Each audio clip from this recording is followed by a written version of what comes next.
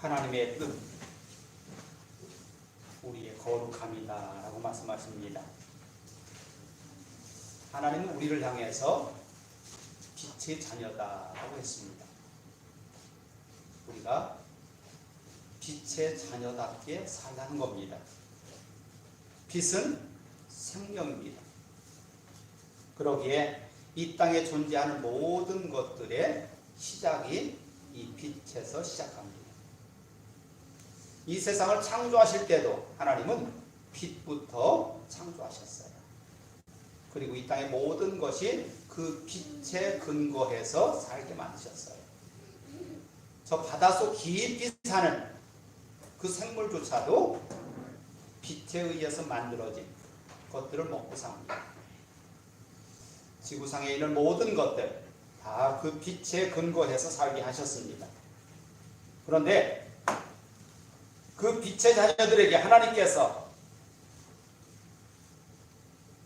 이 땅의 모든 것을 너희로 인하여 세상에 하늘의 복을 주시겠다고, 다시 말하면 세상의 복의 통로가 되게 하시겠다고 하십니다. 우리를 빛되게 하신 이유가 여기 있습니다. 여러분들이 있는 곳에 하나님이 그 복을 주시겠다는 겁니다.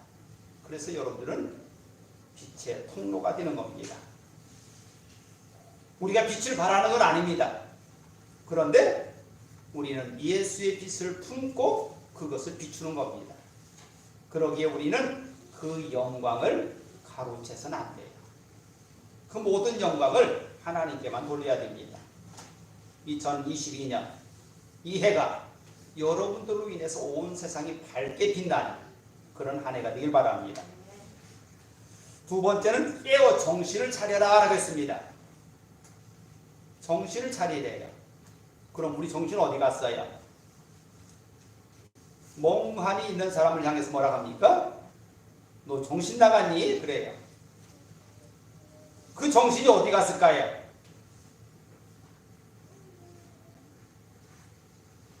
그 정신을 향해서 우리가 그 정신을 붙잡고 있지 아니하면 그것은 어느 곳이든지 떠날 수 있어요. 그래서 정신 나갔다고 하는 겁니다. 하나님께서 우리를 향해서 너희들이 깨어 있어야 된다고 말씀하셔요.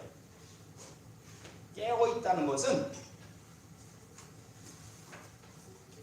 무엇인가를 지금 하고 있어야 되는 겁니다. 가만히 눈 감고 있으면 그건 잔다고 그러지요. 바로 우리가 움직이는 모습이, 영적으로 움직이는 모습이 보여야 깨어있는 거예요. 그러면 영적으로 깨어있다라는 것의 근본은 어디에 있느냐? 기도에 있습니다. 깨어있으라는 것은 기도하고 있느냐라고 질문하는 거예요. 기도하고 있느냐? 이게 깨어있는 거예요. 그럼 여기 또 한 가지 있죠. 하나님을 찬양하고 경배하는 거, 예배지요. 이것도 깨어있는 거예요. 기도하거나 하나님께 예배하며 찬양 경배하는 그것이 바로 깨어있다고 되어 있어요. 하나님께서 오늘 여러분들에게 깨어있기를 원하십니다. 그런데 오늘 8절에 보니까 이 한 절 속에 두 가지 단어가, 중요한 단어가 나옵니다. 호심경과 투구라는 말입니다. 호심경은 가슴에 붙여있는 철판을 얘기합니다. 왜 가슴에 철판 붙였을까요? 적으로부터의 공격을 막아내기 위해서 거기에 구리로 된 철판을 붙이는데 그게 바로 호심경이에요. 두 번째는 투구입니다. 투구는 무엇을 보호할까요? 머리를 보호합니다. 적의 공격으로부터 내 가슴을 공격을 막아내고 머리의 공격을 막아내는 것을 우리는 가져야 된대요. 그런데 이 호심경, 내 마음의 중심을 붙잡는 거예요. 마음의 중심을 붙잡는다. 그러면 어떤 마음도 있다는 얘기예요? 중심을 잡지 못한 마음도 있다는 뜻이잖아요. 이리 가고 저리 가고 하는 그런 마음도 있다는 얘기예요. 근데 마음 중심을 잡으래요. 그래서 가슴에 방패를 다는 거예요. 이게 호심경이에요. 그런데 어떤 사람이고 이 가슴에서 나오는 그 뜨거운 피가 나오지 아니하면 죽은 거예요. 가슴에 뜨거운 피가 온 몸의 끝까지 다 퍼져나가야 돼요. 그래 사는 거예요. 우리 가슴에서 나오는 그 뜨거운 열정이 없이는 우리는 살아있는 게 아니에요. 아무것도 할 수 없는 사람에게 그런 사람들이 자기를 향해서 이렇게 말합니다. 나는 죽은 거요. 내가 뭐 할 수 있어? 라고 얘기합니다. 내 가슴에서 나오는 그 뜨거운 마음이 온 세상을 향해서 무엇인가를 할 수 있을 때 우리는 살아있다고 합니다. 부구는 냉철한 판단력을 얘기하는 머리를 얘기합니다. 뜨거운 마음으로 판단을 잘해서 그것을 감당하는 것, 그것이 바로 호심경이요 투구인 겁니다. 우리의 가슴과 머리는 온 몸을 지배하는 근원이 됩니다. 내 손이 움직이는 것도 이 머리에서 움직여라. 응? 불 끈지고 손을 들으라고 했기 때문에 드는 거예요. 내 입에서 말하는 것도 내 머리에서 명령한 거예요. 근데 내 명령을 따르지 아니하는 손과 발이 있고 입이 있다면 나는 지금 잘못 사는 거예요. 그러면 그 가슴의 뜨거움과 머리의 냉철함을 무엇으로 다스릴 거냐는 거예요. 여러분들의 머리로 다스려서는 안 됩니다. 그래서 하나님께서 우리에게 향해서 하나님의 영을 품으라고 하는 거예요. 성령으로 너희의 가슴과 머리를 다스리라는 겁니다. 그래야 우리가 하나님의 사람으로 살아간다는 거죠. 하나님의 사람은 그냥 하나님의 사람이 아니에요. 하나님께서 다스리고 있기 때문에 하나님의 사람이라고 하는 거예요. 우리에게 하나님께서 원하는 게 딱 한 가지입니다. 뭐예요? 여러분의 마음을 달라는 겁니다. 하나님과 하나 되는 마음을 달라는 거예요. 우리의 마음을 하나님과 하나 되게 만들어 달라는 거예요. 그것이 하나님께서 우리를 향한 뜻이에요. 여기 하나님의 뜻은 너희의 거룩함이라. 그런데 여러분들이 거룩하지 못하면 하나님과 하나 될 수 없어요. 그럼 그 거룩함을 어떻게 만들어요? 여러분들이 어떻게 만들까요? 우리가 내 거룩함을 만들 수 없기에 하나님께서 만들어 주셨어요. 그게 예수 그리스도입니다. 예수 그리스도를 믿음으로 우리는 그 거룩함에 참여한 자가 된 거예요. 하나님께서 우리를 향해서 말합니다. 너희의 뜨거운 가슴과 그 머리를 하나님께 맡기라고 해요. 그럼 하나님께서 다 이루어 가시겠대요. 이게 빛의 자녀입니다. 하나님의 마음과 하나님의 뜻으로 우리가 날마다 새로워지는 그 모습을 하나님의 자녀, 빛의 자녀라고 합니다. 빛의 자녀로 살아가는 것, 우리의 뜻대로 사는 것이 아니에요. 하나님의 뜻대로 사는 겁니다. 그 빛을 창조하신 분이 하나님이시고 그 빛을 운행하고 계신 분이 하나님이셔요. 그 하나님의 마음을 내 속에, 내 머리에 품는 거예요. 그럴 때에 우리는 하나님의 사람으로 살아갑니다. 그런 사람들에게 다음에 하나님이 원하시는 게 있어요. 서로 권면하고 덕을 세우라는 겁니다. 서로 권면하고 덕을 세워라.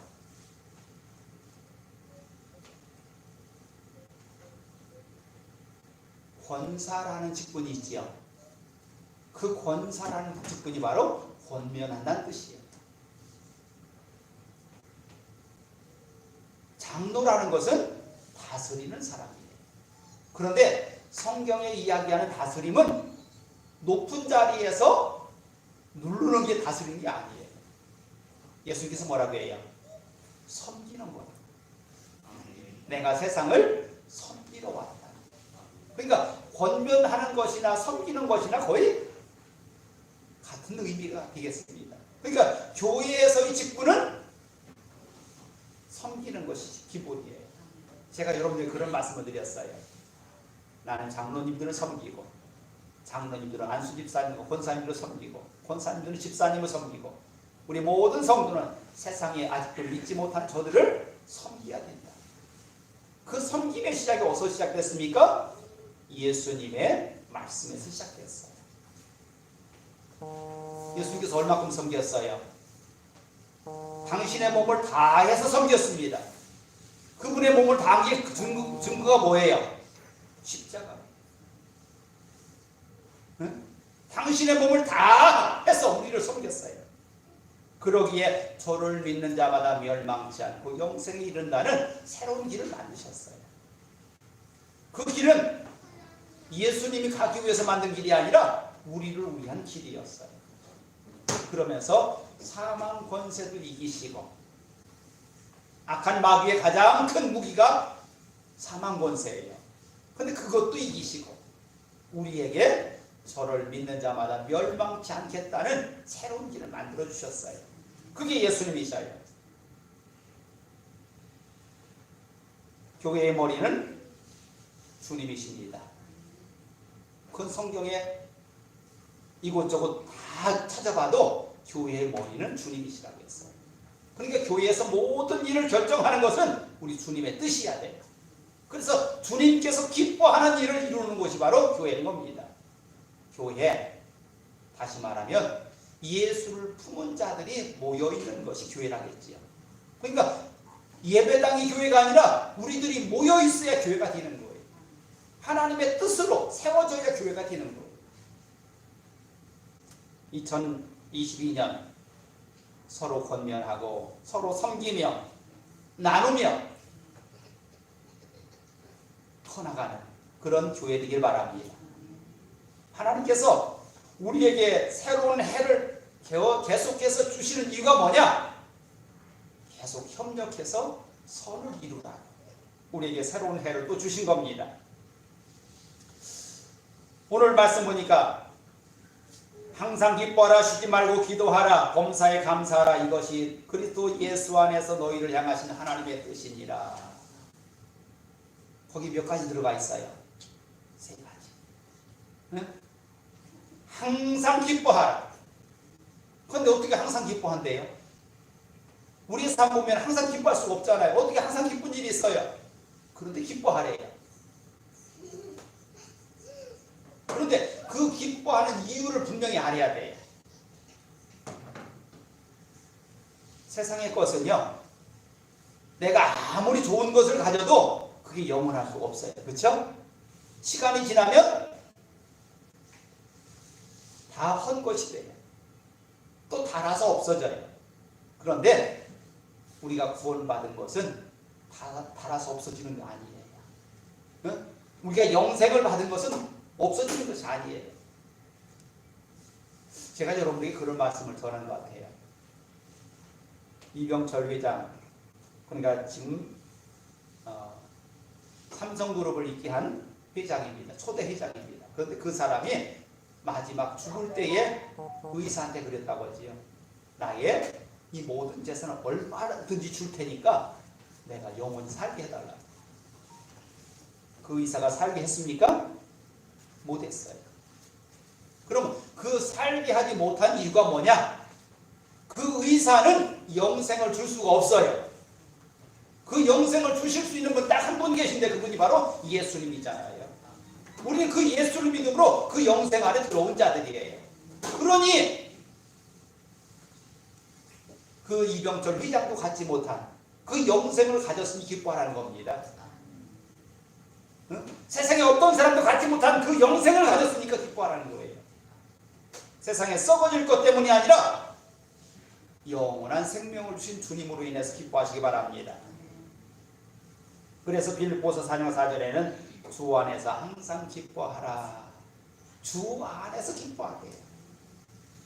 하박국서 3장 17절 8절에 보니까 비록 무화과 나무가 무성하지 못하며 포도나무가 열매가 없으며 감람나무가 소출이 없으며 밭에 먹을 것이 없으며 우리의 양이 없으며 외양에 소가 없을지라도 나는 여호와로 말미암아 즐거워하며 나의 구원의 하나님으로 말미암아 기뻐하리로다.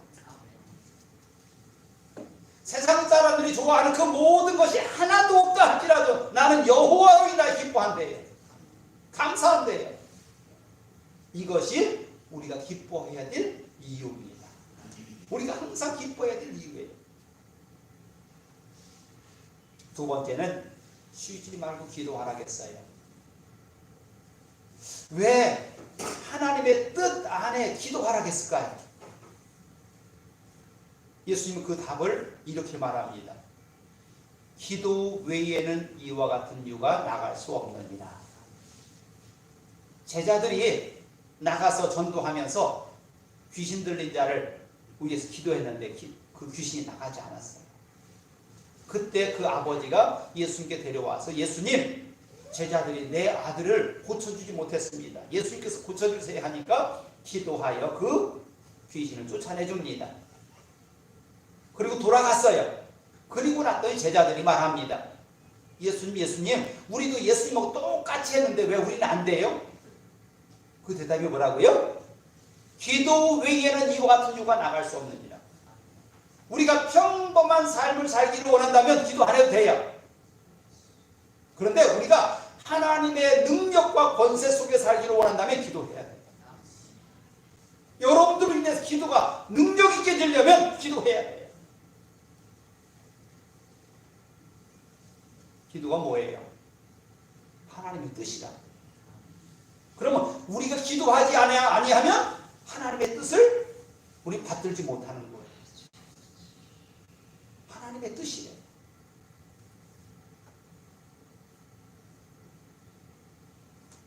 예수님은 제자들에게 구하라, 찾으라, 두드리라 하십니다. 그것은 계속 하라는 뜻이에요. 사무엘상 12장 23절에 사무엘은 이렇게 말합니다. 나는 너희를 위하여 기도하기를 쉬는 죄를 여호와 앞에 결단코 범하지 않겠다. 너희들을 위해서 내가 기도하는 것을 쉬지 않겠다는 거예요. 그건 죄라는 거예요. 여러분들이 기도하지 않는 것은 죄란 뜻이에요. 교회를 위해서, 가정을 위해서, 자녀들을 위해서, 이웃을 위해서 내가 기도하지 않는 것은 죄래요. 그래서 주님은 기도하는 것이 하나님의 뜻이라고 하는 거예요. 기도하기 위해서 우리는 새벽마다 모입니다. 새벽에 나와서 기도하는 것은 주님께서 우리에게 보여주신 본이라겠어요. 새벽마다 미명에 산에 올라가서 기도하셨더라는 것이 성경에 나오잖아요. 그래서 그것을 기념하면서 우리는 새벽마다 모여서 기도하는 거예요. 여기에 직분이 필요합니까? 아니에요. 직분이 필요 없어요. 누구든지 나와서 깨어서 기도하라는 거예요. 이것이 하나님께서 우리를 향한 뜻이래요. 장로들만 하고 안수집사만 하고 권사만 하는 겁니까? 아니에요. 우리 모두가 다 깨어서 이 새벽을 찾아서 기도해야 돼요. 모이기를 패하는 어떤 자들과도 같이 하지 말라고 했잖아요. 우리는 모이는 일에 계속 힘써야 돼요. 성령께서 우리를 통해서 이루고자 하는 것이 있기 때문에 우리는 기도하라는 거예요. 세 번째는 범사에 감사합니다. 범사에 감사하라. 여러분들 어떤 때 감사해요? 여러분들이 수고하지 아니하고 누군가에게 무엇을 받으면 뭐라 그래요? 감사합니다 하잖아요. 그런데 우리가 수고하여 얻을 수 있는 거 저는 많지 않다고 봐요. 수고해도 거두지 못하는 사람도 엄청 많아요. 여러분, 우리가 선교하던 탄자니아, 거기에 있는 아이들이 하루 종일 그들이 해서 돈을 벌 수 있는 방법이 두 가지래요. 하나는 쓰레기 더미 가서 무엇인가를 골라내는 거, 골라다 파는 거. 또 하나는 산에 가서 나무를 베다가 땔감을 파는 거. 근데 그들이 하루 종일 해서 벌 수 있는 돈이 얼마냐? 1달러. 1달러 얼마예요? 1200원. 우리 돈으로 그들이 하루 종일 수구해서 얻을 수 있는 돈이 1,200원이랍니다. 그럼 그거 가지고 그 집에 가면 저를 바라보고 있는 아이들이, 동생들이 많은 거예요. 그거 가지고 와서 곡물을 사가지고 가지고 가면 그들이 한 끼에 먹을 수 있다는 거예요. 하루 종일 일해서 한 번 식사를 하면 끝인 거예요. 어때요? 수고한 대로 얻었어요? 아니죠. 여러분들에게 나가서 하루 종일 일해가지고 한 끼 식사를 대신한다면 그거 하라고 하면 하지 않을 것 같아요. 이야기를 하다 보니까 우리 이세중 집사님도 옛날에 그 먼 산까지 나무를 하러 갔다고 말씀을 하시더라고요. 우리도 그런 시대에 있었어요. 그렇게 해서 하루 종일 나무에 가지고 와서 시장에서 팔면 그게 우리 집 한 끼 먹을 양식이었어요. 그런 때가 있었어요. 우리는 그런 시대가 없던 것처럼 생각하지 마시고 우리도 그런 때가 있었어요. 그런데 이 나라에 복음이 선포되고 나니까 그 모든 문제가 해결된 줄 믿습니다. 하나님의 말씀이 세워지니까 이 나라의 그 모든 가난의 문제가 해결된 줄 믿습니다.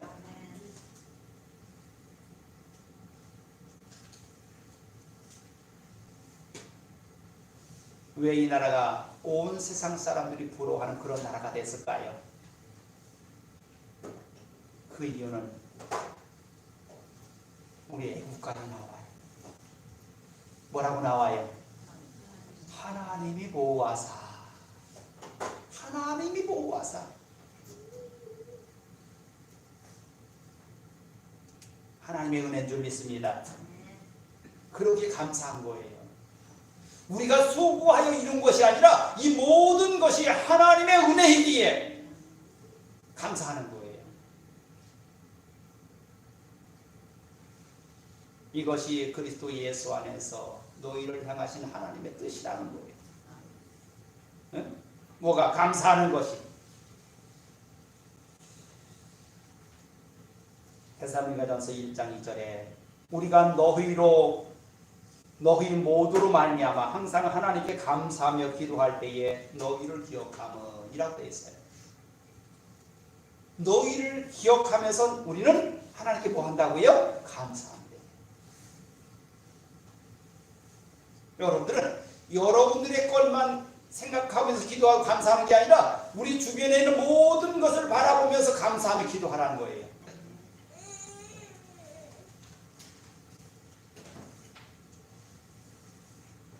바울과 실라가 감옥에 갇혔어요.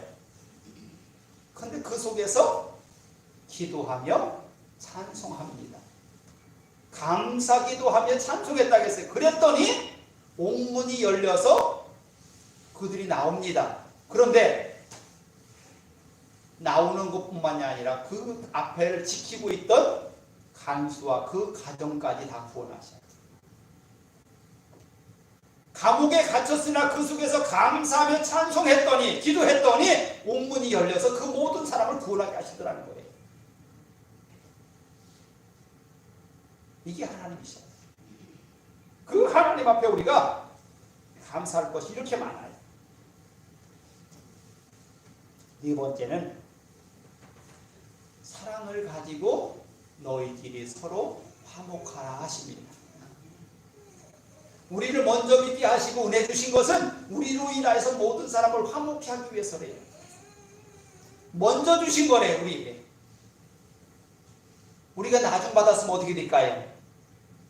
먼저 받은 자들에게 얻어먹게 해야지. 근데 우리는 먼저 뽑으셨어요. 그러니 얼마나 감사한 거예요. 감사. 형제들아 너희를 권하노니 게으른 자들을 권계하며 마음이 약한 자들을 격려하고 힘이 없는 자들을 붙들어주며 모든 사람에게 오래 참으라. 우리 주변에 우리가 돌봐야 할 사람이 너무 많다는 얘기예요. 그런데 그것을 너희들이 하고 있느냐는 거예요. 너희들에게 그만한 힘을 줬다는 거예요. 그런데 그걸 쓰지 않고 있대요. 그러면 쓰지 않으면 어떻게 될까요? 거두어 가셔요. 우리에게 주신 것을 사용하지 않으면 거두어 가셔요. 그러기에 거두어 가기 전에 그걸 쓰라는 거예요. 성경에 이런 이야기가 나와요. 주인이 멀리 타국에 가는데 종들에게 일을 맡겨요. 그런데 어느 날 그 일을 맡은 종에게 편지가 와요. 내가 곧 가리라. 근데 거기에 뭐라 했냐면 네가 너무나 악해서 많은 소문이 안 좋게 났으니 가서 내가 너에게 그 모든 것을 거두리라. 그랬더니 그 종이 하는 생각이 뭐냐면 야, 큰일 났네. 우리 주인이 오기 전에 내가 이것을 가지고 많은 사람들에게 은혜를 끼쳐야 되겠다. 그래야 내가 쫓겨나도 그들에게 도움을 받지 하고서 자기가 구워준 사람들에게 이야기합니다. 당신은 얼마나 나한테 빌려갔어? 물어보니까 100석이래. 쌀 100석이래. 그래서 거기다 뭐라고 쓰라고요? 쌀 50석이라고 쓰래요. 당신은 뭐 구워갔으니까 기름이 서말이래. 그럼 거기다 2마리라고만 쓰시죠. 그러니까 자기가 빌려줬던 그 누구 돈이에요? 주인의 거잖아요. 근데 주인의 것을 빌려준 그 모든 사람들 불러다가 다 탕감해 주는 거예요. 조금씩만 남기고. 그 이유는 뭐예요? 자기가 그 자리를 내려왔을 때 그 사람들에게 도움을, 은혜를 받기 위해서입니다. 지금 여러분들과 저한테 맡겨주신 것이 그런 거래요. 우리에게 그 기회가 있을 때 그것을 가지고 많은 사람들을 이롭게 하래요. 그랬더니 주인이 와서 하는 말, 일찌감치 그렇게 하지. 네? 처음부터 그렇게 했으면 얼마나 좋으냐는 거예요. 주인이 자기 것을 손해보게 했다고 뭐라겠어요? 아니요. 얼마나 많은 사람들을 이롭게 했느냐, 그것을 물어본 거예요. 여러분들에게 은혜를 나눌 수 있는 기회가 왔을 때 꼭 나누시기 바랍니다. 많은 사람들을 섬기기 바랍니다. 그 섬김 속에서 하나님은 기뻐하시는 거예요. 그리고 마지막에 하시는 말씀이 성령을 소멸치 말라는 거예요. 성령께서 우리 속에 마음이 주었어요. 근데 그 마음을 무시해버리면 안 된대요. 하나님께서 내 속에 마음을 주셨는데 그 기쁜 마음을 내가 소멸치 말래. 그러면 안 된대요.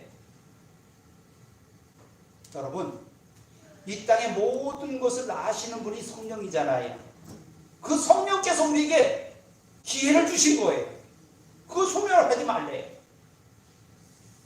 그 속에 뭐가 있다고요? 하나님의 뜻이 들어있대요. 하나님께서 나를 부르셔서 쓰고자 할 때에 그 기회를 박차지 말란 뜻이에요. 언제나 그 기회가 오는 것이 아니라 내가 하나님께서 나를 쓰실 때가 있다는 거예요. 지금 쓰시겠다는 거예요. 그런데 내가 지금 거부하고 있는 사람이 있다면 안 돼요. 기회를 잃어버리는 거예요. 하나님 앞에 부름받은 우리들입니다. 부름받았다면 이제 우리의 모든 것을 그분에게 맡기길 바랍니다. 그래서 그분의 뜻이 우리를 통해서 이 땅에 이루어지길 바랍니다. 그렇다면 그 속에 하나님의 영광이 나타날 줄 믿습니다. 또 우리도 그 속에서 기뻐하며 감사하며 사는 것입니다. 이것이 우리를 향한 하나님의 뜻입니다. 우리를 잘못 뛰게 할 것이 아니잖아요. 나를 온전히 할 수 있는 능력도 계시잖아요. 그러기에 그분을 향해서 하나님, 나를 주님께 맡깁니다. 하나님의 뜻대로 나를 사용하여 주세요. 우리 세상적인 방법이 아니라 하나님의 방법으로 세상을 뚫고 나가길 바랍니다. 그곳에 하나님의 기쁨과 소망이 넘칠 줄 믿습니다. 기도합니다. 하나님, 하나님께서 우리를 먼저 믿는 자로 부르셨습니다. 쓰시겠다고 우리에게 은사와 은혜를 주셨습니다. 이 모든 것을 가지고 많은 사람들을 이롭게 하게 하시고 많은 사람들을 섬기게 하시고 많은 사람들과 하나 되게 하여 주시옵소서. 예수님 말씀입니다.